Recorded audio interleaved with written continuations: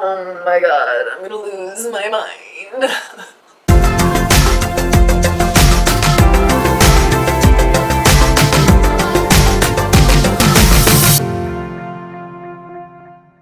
안녕하세요 여러분, keu-NYANG입니다. Hey guys, this is keu-NYANG and today I'm going to be telling you the 5 things that drive me absolutely crazy about living in Korea. So before I start this video, I want to give a general disclaimer. As somebody who lives here long term, inevitably you're going to come across things that you really love and things that drive you absolutely insane. I can make a video like this about my home country just as easily as I can about Korea, because at the end of the day, when you live somewhere for an extended period of time and that honeymoon phase wears off, sometimes you realize the things that you love maybe weren't so great, or sometimes you realize the things that drove you kind of crazy at the beginning are actually some of the best things about that place. Again, these are my own personal experiences, my own personal opinions. If I was ever unhappy living somewhere, I would leave. So if you're watching this video, please go watch the other half of it, which is going to be the 5 things that I love about Korea, because just as much as this stuff drives me crazy, there are a lot of things I really like about living here too. So number 5 on my list is actually not really that big of a deal, but it's kind of an interesting cultural difference that I noticed since moving here, and that is when you're retail shopping or dealing with people, the way that customer service people follow you around the store. So you come into a store, you pick up a basket, and you notice you have a little friend or 2 that are kind of just trailing you everywhere you go around the store. And like, they don't really say anything, which maybe that's due in part to the language barrier. So I was told by a Korean friend of mine that a big reason why people do this is because not only in Korea but also in Japan and in China, when shoppers come in, there's definitely this idea that customer is king.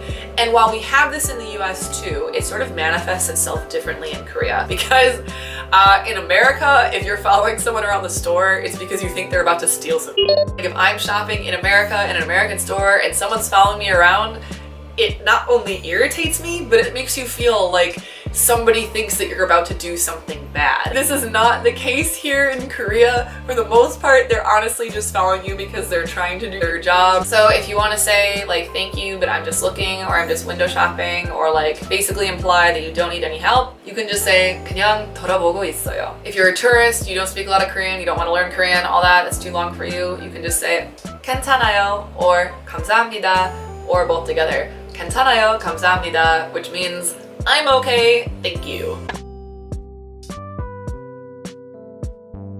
So if you're somebody who's either a tourist traveling in Korea or you're a foreigner that's new here and you've maybe started to experience this, it's driving you crazy, it's making you really mad, and you want to know why, they don't think that you're a shoplifter, they're just trying to do their job. So number 4 on my list also kind of ties into the whole customer service thing a little bit, and this has to do with the phone. Apparently there is no blacklist or like phone list that you can get on in Korea. If there is, please tell me, because I would really like to be added to it. My first year I was constantly getting calls from people advertising things, wanting to sell things to me.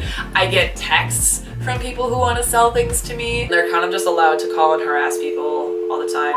It's really annoying. The second kind of phone call that I would get all the time was from actual people who had the wrong number. So the way to answer the phone in Korean is to say 여보세요, which is like who's there or hello, but for the phone. So I felt really bad when I first came to Korea because people would call me all the time and they would have this wrong number and they would be trying to figure out like who I was. I would kind of try to explain in English and then inevitably they would hang up.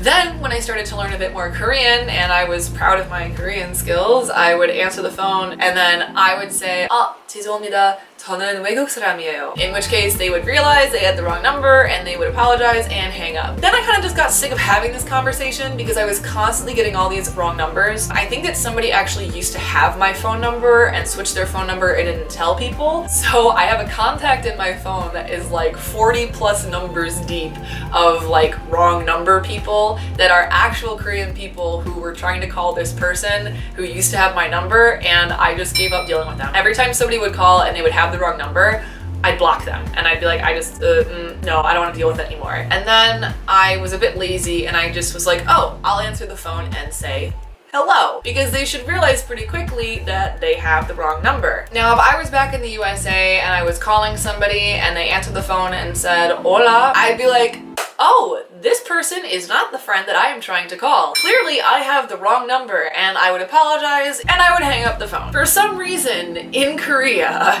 when somebody has the wrong number and they call me, and I answer and I say hello, it goes something like this. Hello? 여보세요? Yes, hello. Who's this? 여보세요? 여보세요? Yeah, hi. I think you have the wrong number. 여보세요? 여보세요? It turned into kind of a contest to see how long this person would speak at me in Korean until they realized that clearly I am not your friend. I am not the person you are trying to call. You don't know me, I don't speak your language, to your knowledge. Nowadays, I just don't answer my phone when I see that it's a phone number I don't know. Now, fortunately, when I'm getting packages or something mailed to me, or if somebody's trying to contact me, and if they say something in Korean, I am more than happy to switch into Korean. I don't have a problem speaking Korean to Korean people. In fact, I like getting the opportunity to use my Korean skills. What I don't like is being rudely helloed at over and over and over as if I'm f***ing stupid because you've made a mistake and you've called the wrong number. Like, I'm sorry, there is no magic number of times that you can say 여보세요 at me that will magically turn me into a Korean. So number 3 on my list is actually Koreanized foreign food. In my other video, I talked about how much I love Korean food, which I do, it's awesome. However, there are just some things that are complete and utter abominations that have come out of Korean cuisine trying to imitate American cuisine. In Korea, a lot of times when you order pizza, you can find some rather unusual toppings on it that you might not even see until you bite into the pizza and realize that there is no pizza sauce, but it's sweet potato. The longer I've lived here, it's actually grown on me a little bit more. But the thing is, I don't want to order pizza thinking I'm getting, you know, a crust with marinara sauce and cheese and like whatever toppings I'm expecting and bite into that and then find out I'm biting into sweet potato. If somebody tells you that something is super like sweet and sugary and you bite into it and it's salty, even if you would normally like that salty thing, because you were mentally expecting something sugary, it's gonna taste disgusting. And vice versa. Knowing that effect and its power, when I first came to Korea and I would get pizza and it would have sweet potato on it and I would bite into it expecting pizza sauce, was not happy. A lot of them have this pizza cheese that turns into plastic the second it cools. It just has no flavor, it's not appetizing, it's kind of oily, and it's just not good. Some people, I'm sure, who have lived here long enough, you've also come across the very, very, very Korean version of pizza, which is like an American white person's tortilla, something like garlic sauce on it, greens or like whatever other toppings, and then like drizzled with something. It's like a salad on a tortilla. You know, I guess like if I'm not expecting pizza, if someone were to just like serve me this thing on its own and like not tell me what it is, it doesn't have a name, it's just some Korean dish or like Korean creation, and I wasn't mentally comparing it to pizza in my head, like I've had some that are pretty good and I'd probably be okay with it. But in Korean restaurants, they call it pizza and you're just like, this is so wrong, and I'm just really offended by everything that's on the plate in front of me. So yeah, tortillas are not pizza crust, and putting a salad on top of that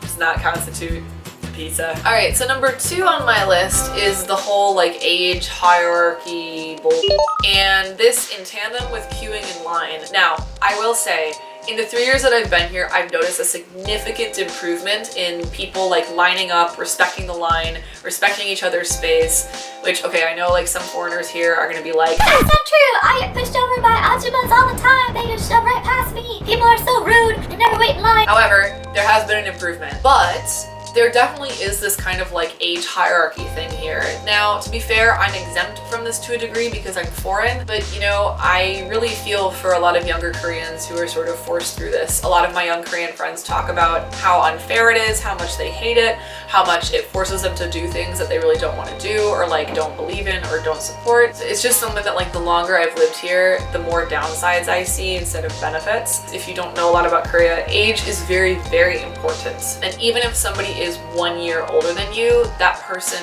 is considered socially above you. This is also true for men being socially above women. So as a female living here, there's that factor as well. But the whole way that this ties into line queuing is I've had several instances where I've been here in Korea where I'll be next. Like, I've been waiting my turn. I've been standing in line for like 10 to 15 minutes. All these other people behind me have been waiting too. And like some tiny little old lady will just like shuffle up to the front and will like look at me and make eye contact and like acknowledge the fact that she's skipping me. And then we'll just cut in line and be like, Yeah, I'd like to get a bus ticket to Busan, please. or like wherever she's going off to. Like, that's so blatantly disrespectful. Now, a lot of times in Korean train stations or bus stations, they actually have a teller or like part of a line where people who are elderly can queue. I'm not talking about that. I'm talking about when like I'm standing in a regular line and someone will just come and sometimes even physically shove their way in front of me and will talk over me and speak to the teller and tell them what they want. And the thing that's really interesting is when these things happen from the teller, I'll get these like really apologetic looks. And because this person is Korean and the teller is Korean and the teller is younger than the Korean person that is shoving past me, the teller actually won't say to them, oh, I'm sorry, ma'am, or I'm sorry, sir, but you know, this person was waiting in front of you. It just really irks me because I think it's really disrespectful for somebody to just shove past people like that. You know, as much as the younger Korean generation complains about having to sort of fall in line with a lot of these hierarchies, I hope that when they get older, they don't continue to like perpetuate it as much. I hope that the more global Korea comes and the more they sort of see that you can have mutual respect between generations and you know, you don't have to go along with something that somebody is saying just because they're older. I hope that as time goes on, that is at least broken down a little bit to the point where you're still giving respect to your elders, but you're not letting people like rudely, you know, roll over you like a doormat just because they're older than you. All right, and the number one thing that I hate about Korea, this is like so small and like it shouldn't make me as angry as it does, but it is by far, for some reason, like the most angering thing on my list, and this is the internet in Korea and all the bullshit that comes with doing anything on the internet. So in 2016, Microsoft decided to kill Internet Explorer. Now, this is something that sort of like passed as a joke to the rest of the world, where everyone back home was like, Oh, ha ha ha, I forgot the Internet Explorer existed. because nobody uses it back in the West. However, like every website ever in Korea, for some reason, runs on Internet Explorer. Koreans f***ing love Internet Explorer. It's what they use when they're like designing their websites and their web pages. The government uses it to run all of like their websites. Not only is Internet Explorer outdated, it's not available on Mac computers. It's not just not compatible, like you can't get it. I can't put Internet Explorer on my Mac. So the reason why this drives me so crazy is because the web pages will only function if they're open in Internet Explorer. They don't work in Firefox, they don't work in Chrome, they don't work in like whatever other things are out there. They actually don't even work in Edge. You have to use the old school Internet Explorer to access them. So, okay, let's say that I do get on a PC. That PC does have Internet Explorer and I'm able to go to the web page. The other issue that I come across in Korea is that you have to download all of these f***ing certificates and programs and like keyloggers, and I don't even understand really what they are because we don't use them in America. It just screams malware to me. Why? Why should I have to install a program to view your website?